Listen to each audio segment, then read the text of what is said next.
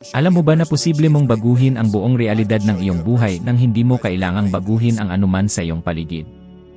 Parang kabaliwan pakinggan. Pero ang ibabahagi ko sa iyo ngayon ay maaaring gumising sa iyo, tanungin mo ang lahat ng iyong nalaman tungkol sa tagumpay, pera, at mismong buhay mo. Pakinggan mo ito. Hindi ka basta katawan na may enerhiya.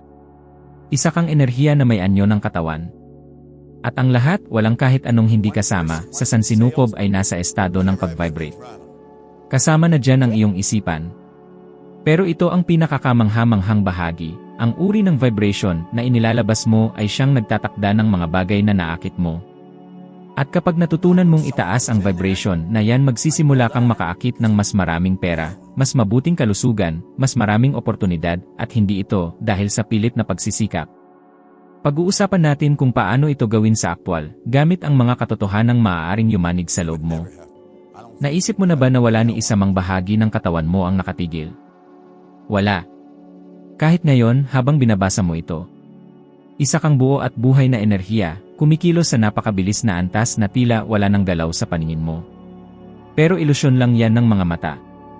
Sapagkat kung makikita mo ang lampas sa pisikal na anyo, makikita mong ikaw ay isang maliwanag na liwanag, nagniningning at patuloy sa pagkilos. Iyan ang totoo mong pagkatao. At ang vibration na nililikha mo, kahit hindi mo namamalayan, ay siyang bumubuo ng iyong katotohanan. Hindi mo naakit ang gusto mo. Inaakit mo kung ano ang vibrasyon mo. Kaya nga kahit gaano karaming tao ang nagsisikap ng husto, nauwi pa rin sa kabiguan. Dahil hindi ito tungkol sa dami ng ginagawa. Tungkol ito sa kung paano ka nag-vibrate. Karamihan sa mga tao ay nakalock sa mababang vibration na pinapakain ng takot, kakulangan, pagkakasala, at pagdududa. Ang mas nakakagulat pa, hindi nila ito namamalayan. Akala nila ay sila ay nag-isip lang ng makatwiran o realistiko. Pero sa totoo lang, nakatutok sila sa kabiguan. Sa mode ng pagkabuhay lang, hindi pamumuhay. At ang mabuhay lang para makasurvive ay hindi totoong buhay. Ilang beses mo na bang natanong ang sarili mo, bakit parang hindi umaandar ang buhay ko? Bakit paulit-ulit na lang ang mga problema ko?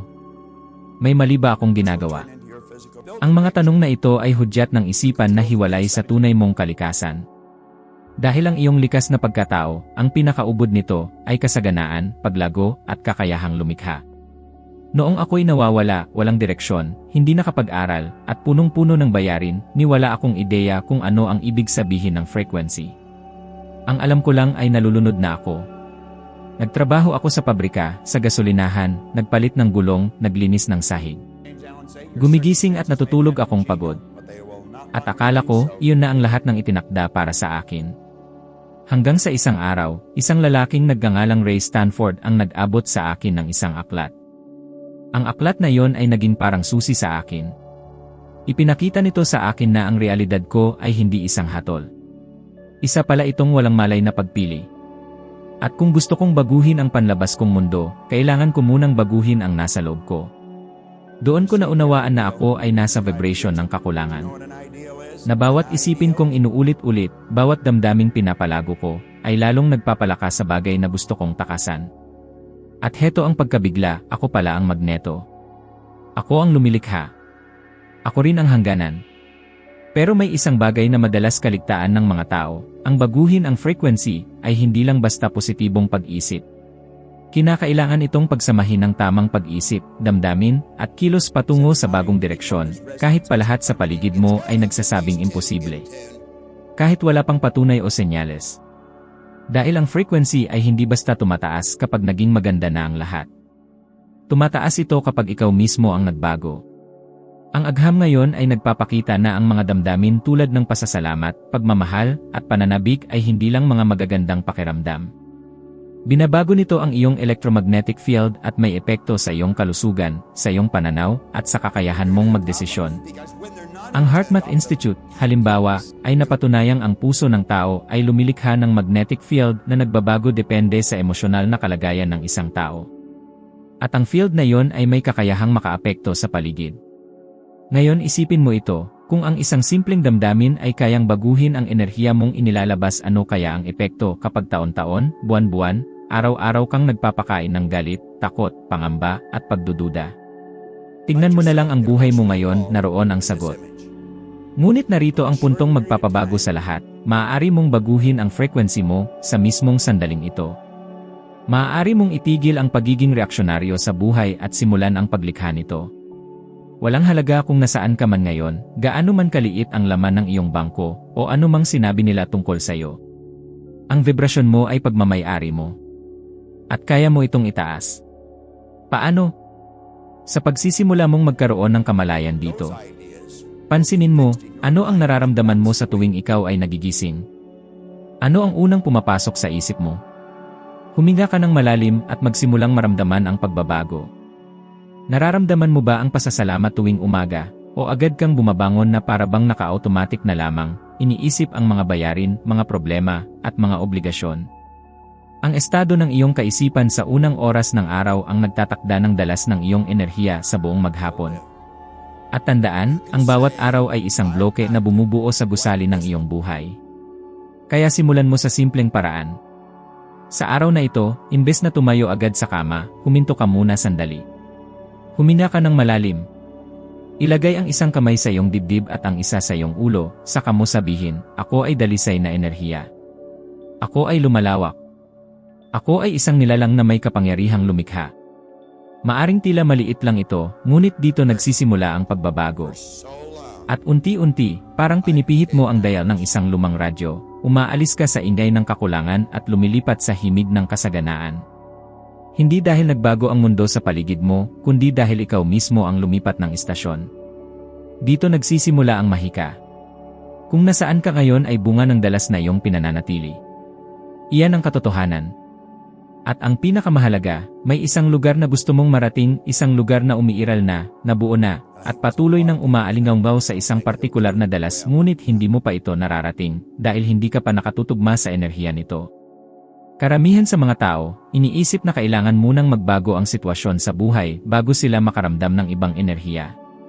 Ngunit ang totoo, baligtad ito, mararating mo lamang ang bagong yugto kung kikilos ka, mag-isip ka, at mararamdaman mo na parabang nandoon ka na.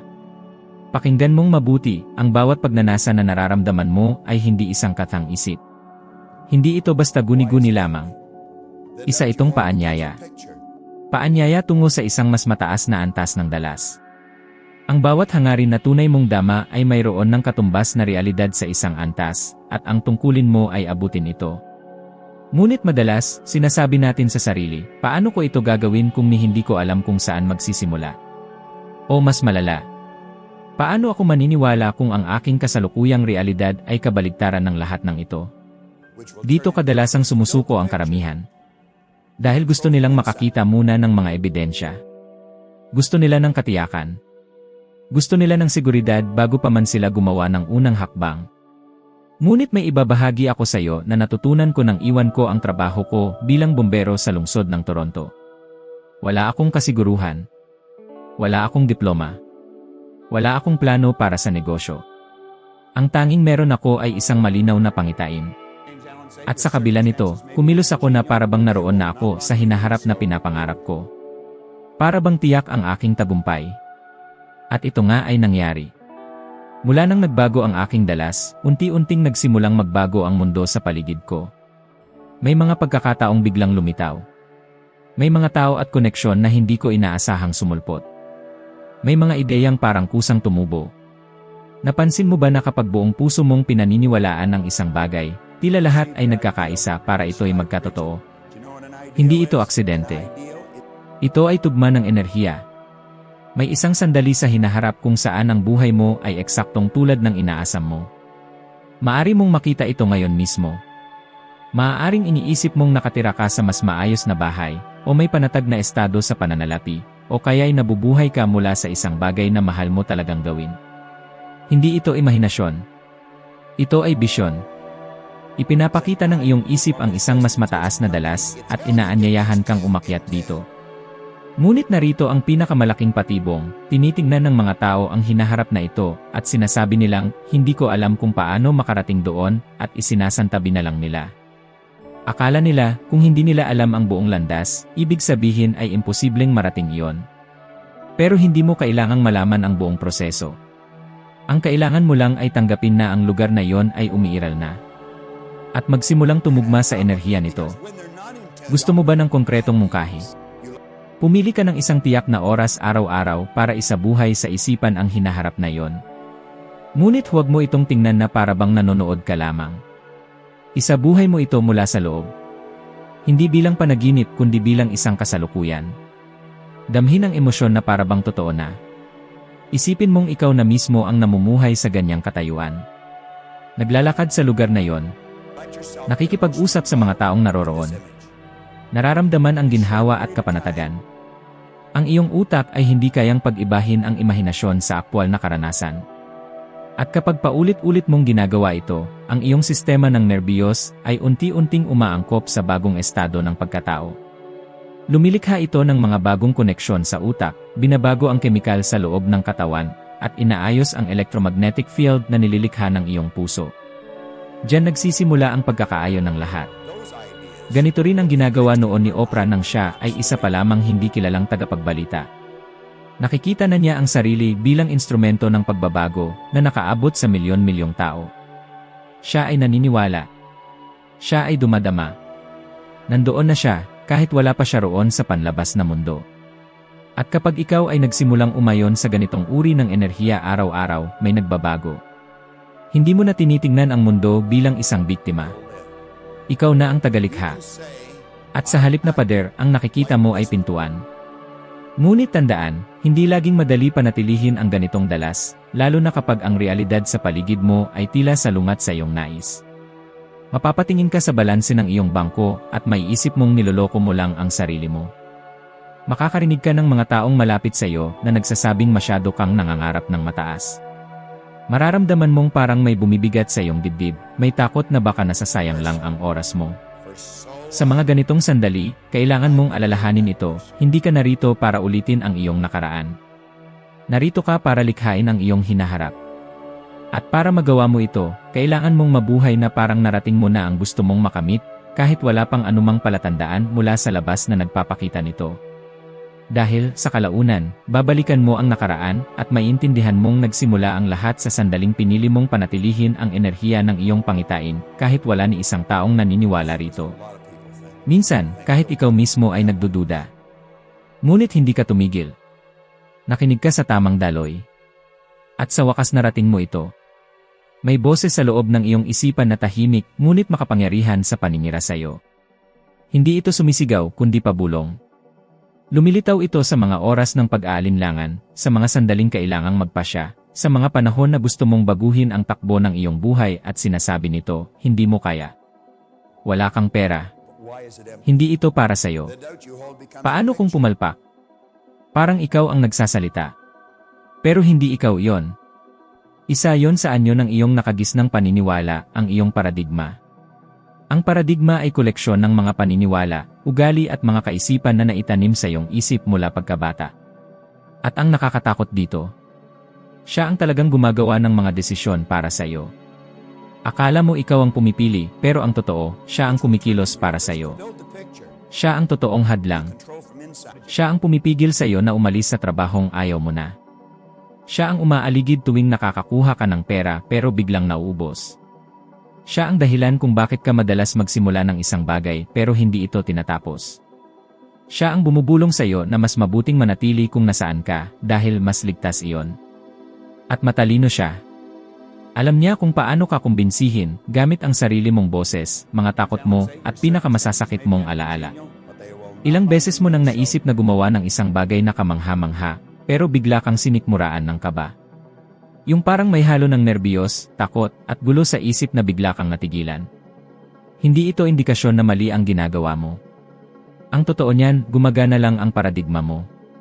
Gagawin nito ang lahat para manatili kang nakakulong sa dati mong realidad. Dahil trabaho niyang panatilihin ang pamilyar. Ayaw niyang ikaw ay magbago. Kahit na punang sakit, pagkadismaya, at kakulangan ang kasalukuyan mong buhay, para sa kanya, ito ang ligtas. At handa siyang ipaglaban ito ng buong lakas para hindi mo ito iwan. Alam ko yan dahil matagal din akong binihag ng sarili kong paradigma. Naalala ko noong nagpasya akong iwanan ang trabaho ko bilang bombero para magtayo ng sarili kong negosyo. Parang kabaliwan yon. Wala akong karanasan. hindi pa ako nakapag-aral ng pamamahala. Pero may bumubulong sa akin na, gawin mo. Kasabay nyon, sigaw naman ng paradigma ko, hindi mo kaya. Hindi ito para sa'yo. Masisira ang lahat. At totoong ang tila gumuho ang lahat. Nagkaproblema ako sa pananalapi, may mga taong nagsabing iresponsable ako, at maraming gabing hindi ako makatulog. Para akong may digmaan sa loob ko. Pero naintindihan ko ang nangyayari. Binabago ko ang aking enerhiya. At ang dati kong sarili ay pilit akong hinahatak pabalik. Dito kadalasang sumusuko ang karamihan. Akala nila ang biglaang kaguluhan ay senyales para huminto. Pero sa totoo lang, iyon ang palatandaan ng paglaya. Kailangan mong maunawaan, pansamantala lang ang kaguluhang nararamdaman mo sa loob. Lilipas din iyon. Pero magyayari lang ito kung magpapatuloy ka. At may isa pang mahalagang bagay, hindi mo kailangang burahin agad ang iyong paradigma. Ang kailangan mo lang ay simulang baguhin ito. Paano? Sa pamamagitan ng paulit-ulit na pagsasanay. Sa pamamagitan ng pag-imagine. Sa pamamagitan ng pagkilos kahit natatakot ka. Sa bawat pagkakataon na kumikilos ka ng naiba, kahit hindi ka komportable, unti-unting humihina ang lumang programa. At unti-unti kang bumubuo ng bago. Para itong ehersisyo para sa isipan. Sa umpisa, masakit. Pero habang tumatagal, tumitibay ka. Hanggang sa dumating ang araw na ang boses na yon ay wala ng kapangyarihan sa iyo. Maaaring subukan ka pa rin itong takutin. Pero hindi mo na ito pinaniniwalaan. Unti-unti kang nagiging mas malakas kaysa sa lahat ng dahilan mo. Mas malaki kaysa sa mga kinatatakutan mo. Mas malaya kaysa sa iyong nakaraan. Gusto mo ng isang bagay na kapakipakinabang. Ayon sa pananaliksik sa neuroscience, higit sa 99% na bahagi ng bawat desisyong ginagawa mo araw-araw ay otomatiko, pinangungunahan ng mga nakagawiang sistema sa isip. Ibig sabihin, kung hindi mo kukunin ang kontrol, patuloy na ang iyong nakaraan ang gagabay sa iyong hinaharap. At iyan mismo ang ginagawa ng paradigma. Pinipilit ka nitong manatili sa parehong realidad, araw-araw, kahit paulit-ulit mong sinasabing gusto mong magbago. Kaya sa susunod na marinig mo ang boses na yon na nagsasabing hindi mo kaya, na wala kang paraan, tandaan mo, hindi ikaw ang nagsasalita. Na oras na pakiramdam mo na hindi pa tamang panahon, mumiti ka. Tumingin ka sa harap ng takot mo at sabihin, alam ko kung sino ka. Pero hindi na kita pakikinggan. At pagkatapos, gawin mo ang susunod na hakbang. Kahit takot ka pa. Kahit nagdududa ka pa. Sapagkat sa bawat hakbang na iyong ginagawa, humihina ang dating dalas at unti-unting tumitibay ang panibago. Diyan nagsisimulang mangyari ang mahiwaga. At sa sandaling lumingon ka pabalik, mapapansin mong, ang dating imposibleng bagay ay isang ilusyon lang na nilikha ng sarili mong pananaw. May isang hindi nakikitang hangganan sa pagitan ng taong humihiling ng pagbabago at ng taong tunay na nakakamit nito. Ang tawag sa hangganang ito ay paninindigan. Karamihan sa mga tao, hindi kailanman tumatawid sa linyang iyon. Namumuhay sila palibot nito.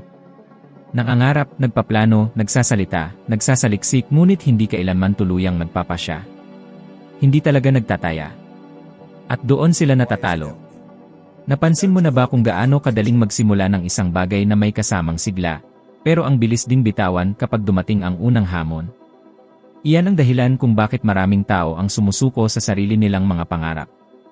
Dahil interesado lang sila pero hindi tunay na nakatuon.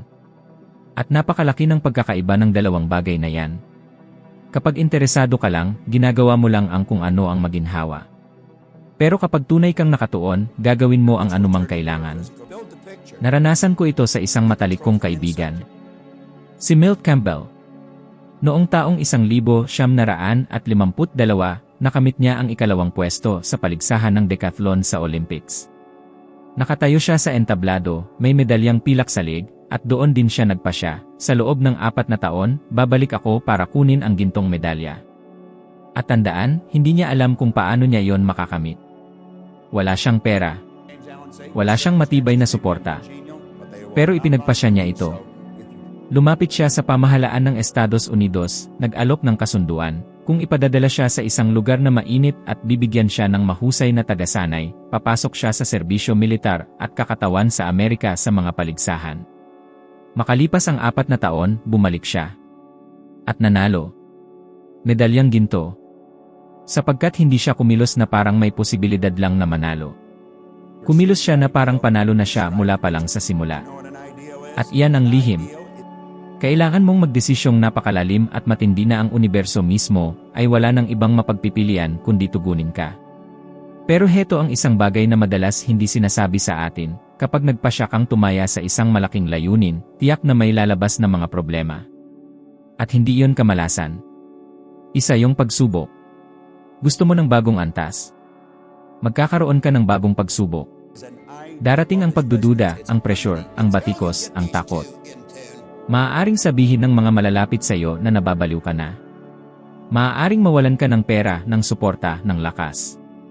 Ngunit hayaan mong sabihin ko ito, ang tunay na problema ay hindi ang problema mismo. Ang problema ay ang maniwala kang mas malaki ang problema kaysa sa layunin mo. Noong sinimulan ko ang negosyo ko sa paglilinis, wala akong alam. Pero nagpasya ako. Sinabi ko sa sarili ko, magiging maayos ito. Kahit ano paman, magiging maayos ito. At noong nagsimulang maging mahirap ang lahat, at naging mahirap nga, binalikan ko ang pasyang iyon. Bumalik ako sa kaloob-looban kong paniniwala kung saan lahat ay nagsimula. At nagpatuloy ako. At alam mo kung ano ang pinakakakaiba? Kapag mas malaki ang pangarap mo, mas matindi rin ang paglaban. Pero mas malaki rin ang gantimpala. Alam mo yung mga taong palipat-lipat ng trabaho kada 2 buwan? Yung mga nagsisimula ng proyekto pero agad ding iniiwan para simulan ang bago. Wala silang napapala dahil hindi sila nananatili. Hindi sila tumitibay. Dahil hindi pa nila nauunawaan na ang tunay at pangmatagalang resulta ay bunga lamang ng malalim na paninindigan. Pinatutunayan ito ng agham. Ayon sa mga pag-aaral mula sa pamantasan ng Stanford, ang mga taong may malinaw na layunin at hindi sumusuko ay nagkakaroon ng tagumpay na halos 50% na mas mataas kumpara sa mga taong basta lang umaasa sa swerte o ideya ng pagbabago. Sapagkat ang paninindigan ay binabago kung paano ka kumilos, mag-isip at tumugon. Binabago nito ang iyong dalas. At kapag nagbago ang iyong dalas, nagbabago rin ang iyong realidad. Kaya sabihin mo sa akin, interesado ka lang bang baguhin ang buhay mo? O handa kang gawin ang kahit ano para rito? Ang tanong na iyan, kapag sinagot ng buong katapatan, ay maaaring magpalaya sa iyo. Walang perpektong panahon, walang perpektong kalagayan, walang 100% tamang sandali. Ang mayroon lang ay ang pagpapasya. At matapos nito, lahat ay nagbabago. Hindi ninanais ng mundo ang pangarap. Nirerespeto nito ang kilos. Nirerespeto nito ang mga taong bumabangon araw-araw, kahit pagod, kahit natatakot, at sinasabi, magpapatuloy ako. Dahil ipinangako ko ito sa sarili ko. Iyan ang uri ng enerhiya na kayang magbago ng kapalaran. Iyan ang uri ng dalas na humihila ng mga bagay na gusto mo sa buhay. At kung hanggang ngayon ay hindi mo pa nakikita ang gusto mong resulta sa labas, baka panahon na para tumingin sa loob mo at tanungin, talaga bang nakatuon ako dito o nahuhumaling lang ako sa ideya? Dahil kapag totoo ang paninindigan, ang katotohanan ay nagsisimulang yumuko sa harap ng iyong pasya. Lahat ay nagsisimula sa sandaling nauunawaan mo na ang hinaharap ay hindi nakalatag sa labas, ito ay nasa loob mo. Walang mas magandang bukas na basta na lamang babagsak mula sa langit. Ang umiiral ay ang panloob na pasya na maranasan na ngayon ang emosyonal at pandamdam na estado ng hinaharap na ninanais mo. Dito pumapasok ang isa sa mga pinakamakapangyarihang aral na isinabuhay ko sa sarili kong paglalakbay. Kailangan mong magsimulang mag-isip mula sa isang lugar, hindi lang tungkol sa lugar na yon. Ito ang bumabago sa lahat. Karamihan sa mga tao ay iniisip lamang ang hinaharap. Sinasabi nila, balang araw gusto kong yumaman. Balang araw gusto kong makamit ang kapayapaan. Balang araw gusto kong maglakbay, tumulong sa aking pamilya, at mabuhay ng malaya, ngunit sa kaibuturan, patuloy pa rin silang nag-isip, nakakaramdam, at kumikilos na parang baon pa rin sa kakulangan, takot, at kahirapan. Tinitignan nila ang kasalukuyang kalagayan at doon ibinabatay ang kanilang realidad. Pero ang totoo, ang kasalukuyang realidad ay resulta ng nakaraang enerhiya. Ibig sabihin, kung sa kasalukuyan ka lang nakabase, paulit-ulit mong mararanasan ang kahapon. Nang maisapuso ko ito, doon nagsimulang magbago ang lahat. Ang susi ay baligtarin ang formula. Kailangan mong pumasok sa estado ng hinaharap na parang iyon na ang kasalukuyan. Hindi mahalaga kung wala pang pisikal na ebidensya. Hindi mahalaga kung hindi mo pa alam kung paano mangyayari ang lahat. Ang mahalaga ay isabuhay mo ito tulad ng isang artista na ganap na ginagampanan ang kanyang papel hanggang sa maliliit na detalye. Tinawag ito ni William James na pamamaraan ng aktor, at sinanay ko ang sarili ko rito ng maraming taon. Noong nagsisimula pa lang ako sa negosyo ng paglilinis, na sa totoo lang ay naglilinis ako ng mga banyo at sahig sa hating gabi, gumalaw ako bilang isang negosyante. Nakita ko ang sarili ko bilang matagumpay na tao. Nakaramdam ako ng dangal sa binubuo kong bagay. Kahit wala pa noong pagkilala o kita. Nauna akong pumasok sa tamang daloy bago pa dumating ang resulta. At iyon ang humubog sa bagong realidad sa paligid ko. Isipin mo ito, kung nagising ka ngayong araw at alam mo ng buo ang tiwala sa puso mo na ang hinaharap mo ay punang tagumpay, kasaganaan at kabuuan, paano ka kikilos ngayon? Anong tindig ang ipapakita mo? Anong enerhiya ang dadalhin mo habang naglalakad sa lansangan? Paano mo haharapin ang mga hamon ng araw na ito? Iyan ang pagsasanay. Sapagkat iyan ang enerhiyang magtutugma sa iyo sa realidad na nais mong maranasan. Ang iyong walang malay na isipan ay hindi nakakaintindi ng bukas. Tanging ang kasalukuyan lamang ang naiintindihan nito. At ang kasalukuyan ang nag-iisang lugar kung saan nangyayari ang paglikha. Sa katunayan, ipinapakita ng mga pag-aaral sa pag-ugali ng tao na ang ating isipan ay labis na naapektuhan ng matitinding imahinasyon. Kapag masidhi mong naramdaman ang isang bagay, nagsisimulang umakto ang iyong utak na parang ito ay tunay nang nangyayari. Ipinapalabas nito ang parehong mga neurochemical, inilalabas ang parehong mga hormone, at bumubuo ng mga bagong koneksyon sa utak. Sa madaling salita, pisikal na nagsisimula ang iyong isipan sa paglikha ng hinaharap. Ngunit may babala ako ang lumamong sarili ay susubukang hilahin ka pabalik. Sasabihin nito na nagpapanggap ka lang. Ipapaalala nito ang mga bayarin, mga problema, at mga hadlang. At sa sandaling iyon, kailangan mong mamili, maniniwala ka ba sa realidad na ngayon o sa pananaw ng buhay na alam mong nararapat para sa iyo. Ito ang tunay na laban. Ang pagpili sa pagitan ng manatiling tagapag-ulit ng nakaraan o maging isang mulat na tagalikha ng sariling bukas. May mungkahi ako para sa iyo.